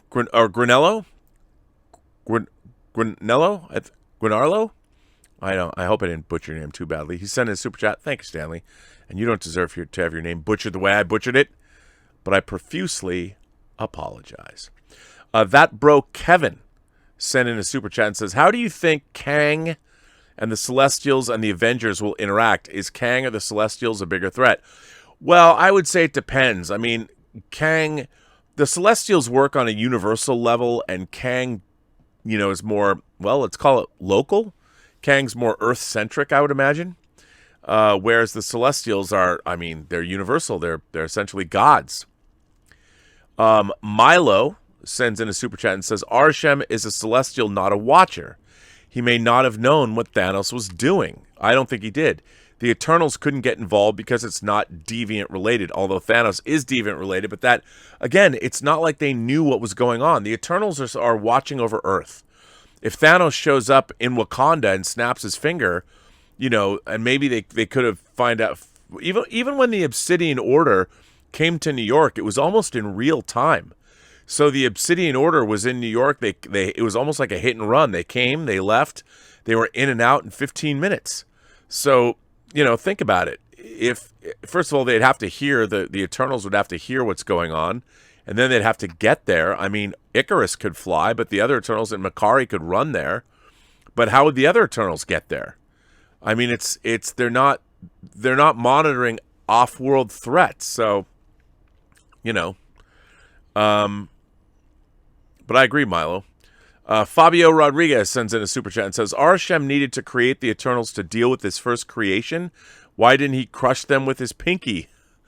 Well, I think that it's all part of the yin and yang of the universe. I think the push, the pull, all of that. Halted Love sends in a super chat and says, the trailer kind of spoils the Icarus twist. Ajax told him about the emergence, so he clearly knew before she died. Glad I did not remember that. Yeah, but I mean, if you didn't know what was going on, I don't necessarily think that people would know right away. Min Tran sends in a super chat. One of two. Listening, I realize that my definition of heel turn is different. Your definition is a character goes bad. My definition is an aligned character goes against the protagonist. I agree Icarus didn't turn bad and understand his moral dilemma. It just didn't work for me, his allegiance swapping. The thing is, his allegiance never did swap. His allegiance was always with Arishem and his belief system. And then obviously all the rest of the Eternals loved humanity, and he probably did too, but he was torn. He's like, look, this is our job. We have one job, to make sure the emergence can happen. That's why we're here. And so I think that's what sort of get him. It was all very interesting, and I can't wait to see where they end up going with all of it. And to be honest, I don't know where they're going to go with all of it. Andy sends in a super chat. Well, thank you, Andy. I like how the last 3 MCU films, Eternals, Shang-Chi, and Black Widow, at its core were all about family. I agree. Dominic Toretto's review. But that's a very astute observation. I think that is by design. And I love that about those movies. I really do. I think that's unique for comic book cinema. Fabio Rodriguez comes back and says, Celestials are evil. They're just using intelligent life as batteries to be born. Creating life or universes is just a way to birth another Celestial. Well, yes, but they create more and more and more life. I mean, and you have to look at it like from our perspective, we have such a limited view of the universe from our perch here on the Earth. We don't really understand, but the idea is one planet and one civilization will die so 100 others can be born. So, I mean, it's just because we get the short end of the stick because we're on Earth, which is a bummer. Andy sent in a super chat and says, I'm happy to get my closure with Jon Snow and Robb Stark. When I saw them on screen, I idiotically screamed in my theater, the Kings of the North. Yeah, Andy, you're that guy. You don't need to show your geek cred to everybody. But that's pretty funny. I would have laughed. One or two. Barry Kogan Druid looks so much like one of my friends and former coworkers from McDonald's that I couldn't help but tease him about the similarities. I even said, damn, my boy went from the McD to the MCU. The MCD to the MCU. That's pretty funny. That's witty, Andy. I like that. Your friend like it? I like that. Went from the MCD to the MCU. Yeah. Collins E. sends in a super chat and says, when Phastos created bracelets to harness Eternal's power, I think it became apparent that it was the Celestials who created the rings from Shang-Chi, or the Eternals did, and that's where he got them from 1,000 years ago. I think that's absolutely, we're definitely meant to draw that conclusion. 100%. Dat Boy 22 says, wow, I loved Eternals. I can't wait for the future of these characters, and I want to see it again. Also, come on, Disney. Give us a Karun show. Karun was great. Maybe he'll come back. Jen A sends in a super chat. Thank you, Jen A. I appreciate that. Andy sends another super chat in. I like how on my first viewing, when the sex scene came on, my audience loudly clapped and cheered. As immature as we were, it was just awesome. Lamau. Laughed my ass off. Well, I think it was long overdue. I mean, if you're super heroic and you have that, do you think no one wants to get busy with old Steve Rogers? Come on, man. I mean, not old Steve Rogers now. I mean, Steve Rogers back in the day at his prime. But yeah, it was nice. And plus it was sweet and it was beautiful. Lamar Green sent in a $5 super chat.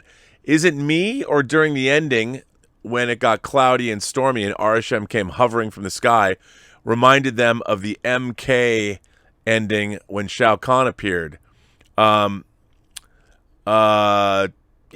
sure. I don't know if it reminded them, but it could have. I liked it, though. I can see where you're going with that, for sure. It was very majestic, too, by the way. Sean Porter says, I just left the theater from the Eternals. Absolutely amazing. And now I have research to do. I had to super chat because I've been waiting for this. Well, Sean Porter, we thank you for supporting the channel. I'm glad you enjoyed the film. Andy sends in a super chat and says, Kingo is basically the film industry when it comes to home viewing today in a nutshell. DVDs, it's all about streaming. I know. It's all about Disney Plus, yo. I'm telling you. I know. It made me mad. I was angry. David Montoya sends in a super chat and says, hey, John, big fan. First time tipper. Oh, I'm sorry, David, that John didn't get to read your tip out. I feel bad, but thanks for supporting the channel. Sorry I can't send more money. I thought Eternals was good, but the tone was too conflicting and jarring. Let's see, David, did you send one of two? The last one, I don't see the other one. I can understand, I mean, a lot of people conflicting and jarring. A lot of people, they didn't know what to expect, but I can see why you thought it was conflicting or jarring. I can definitely see that. It was just different. I didn't feel that way, but I can see why you felt that way. I mean, you're not wrong. It was just people are expecting one thing and they got something else. It took a little bit of an adjustment period, I think, Jason A sends in a super chat and says, oh my God, John, how have I not heard you comment on the perfection of Icarus dying by flying too close to the sun? I'm sure John must have mentioned it. I just thought the fact it was great because Sprite made that story up. And I love that. I love that very much. Andy sends in another super chat. I won't be satisfied with Kingo's character development in the MCU until he wins an Oscar as an actor, director, or producer in that universe. That would be hilarious. The first Bollywood movie to win Best Picture, The Legend of Icarus.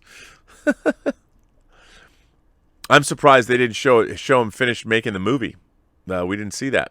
I thought that was kind of a missed opportunity. Ernest Lau sends in a super chat and says, hi, John, fan from Hong Kong, now in Australia. Good on you, mate. Watched Eternals. Think it's great, but unfortunately there isn't IMAX near me. Oh, Ernest. I understand. Not a lot of IMAX in Australia, I've heard. But, check it out again if you can. It's great in IMAX. Jen A sends in a super chat and says, hello, John. It's my first time joining live. I love Eternals. Definitely on my top 10 MCU films. Who is your favorite character? Well, I have to say Cersei because I'm in love with her. But, I loved Icarus. And I loved Gilgamesh. And I loved Thena. And I loved Kingo. And I loved Phastos. And I loved Sprite. And I loved Makari. I loved them all. I really did. Druig. I mean, I really did. I enjoyed the movie. I enjoyed all of them. I thought it was good stuff. Stanley, let's try it again. Guarnello, is it Guarnello? Sends in a super chat. And ladies and gentlemen, boys and girls, there ends my companion video. I'm sad. I really love doing this. Great to see the John Campea Show crowd again. I'm, of course, Robert Meyer Burnett, the existential Mr. Rogers, as John Campea called me. You can find me, if you want to find me, on my own YouTube channel, theburnettwork.net. Wait a minute. That's my website. If you want to send me letters, you can send me letters at theburnettwork.net. I read them live on my show every day. And you can write a long letter, a short letter if you want. But my YouTube channel, you can find that. It's The Burnett Work and my show, Robservations. You can also find me on Instagram at Robert Meyer Burnett, or find me on Twitter at BurnettRM. I want to thank everybody for generously supporting the John Campea Show via your tips and your super chats. They are greatly appreciated. They help the channel go. And, of course, John's going to be doing some exciting expansion of the John Campea Show in the next few weeks, coming months. Things are going to get more exciting than ever, kids. And I just want to thank you for spending the last couple hours with me and doing these companion videos. I love doing them. And remember, I'm going to say it again, every person you meet does have a story to tell that you haven't heard. And all you have to do is listen. And with that, I would say to all of you, all hail Arashem. Hope he doesn't judge us too harshly.